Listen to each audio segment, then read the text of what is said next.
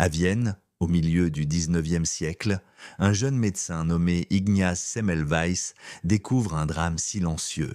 Dans la maternité, des centaines de femmes meurent d'une mystérieuse fièvre. Personne ne comprend pourquoi et personne ne semble vouloir chercher. Chaque jour, Semmelweis voit des mères mourir quelques heures après avoir donné la vie. Les médecins parlent de malédiction, de mauvais air. Semmelweis, lui, refuse les excuses faciles. Il veut comprendre. En étudiant les chiffres, Semmelweis fait une découverte terrifiante. Les médecins qui pratiquent les autopsies, le matin, se rendent ensuite auprès des femmes enceintes, sans jamais se laver les mains.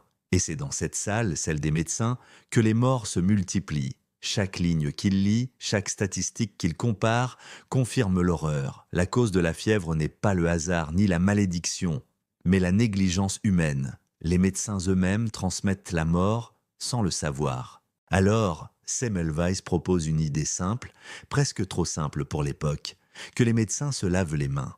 Pas avec de l'eau claire, non, avec une solution chlorée, capable d'éliminer les particules cadavériques qu'ils transportent sans s'en rendre compte. Aujourd'hui, cela nous paraît évident, banal. Mais en 1847, cette idée est une révolution. Pour les médecins, c'est une accusation. Semmelweis leur dit, en silence, « C'est vous qui apportez la mort ». Une vérité trop dure à accepter, alors il rit, il se moque, il le traite d'idiot, de rêveur.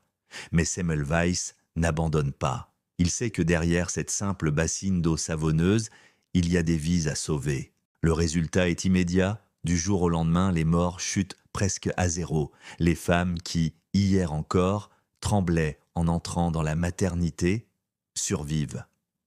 Les familles ne pleurent plus. Les cris de douleur sont remplacés par les pleurs des nouveau-nés. Semmelweis vient de sauver des centaines de vies, simplement avec de l'eau et du chlore. Pour lui, c'est une victoire éclatante. La preuve que la vérité était juste là, sous leurs yeux. Mais pour les autres médecins, c'est une humiliation. Accepter son idée, ce serait admettre qu'ils ont causé la mort de milliers de femmes. Et ça, aucun d'eux n'est prêt à le reconnaître. Au lieu de le célébrer, ses collègues le tournent en ridicule. Ils refusent d'admettre qu'ils ont pu, par simple négligence, provoquer tant de morts.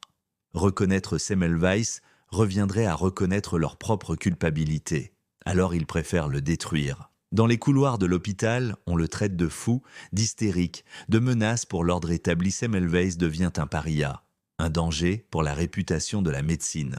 Et plus la vérité s'impose, plus on cherche à le faire taire. Semmelweis mourra à 47 ans, rejeté, humilié, oublié. Mais des années après sa mort, les preuves émergent. Les mêmes médecins qui l'avaient traité de fou comprennent enfin qu'il avait raison aujourd'hui. Son geste simple, se laver les mains, sauve chaque année des millions de vies. Ignaz Semmelweis, l'homme que personne n'a cru, l'homme qui a sauvé le monde.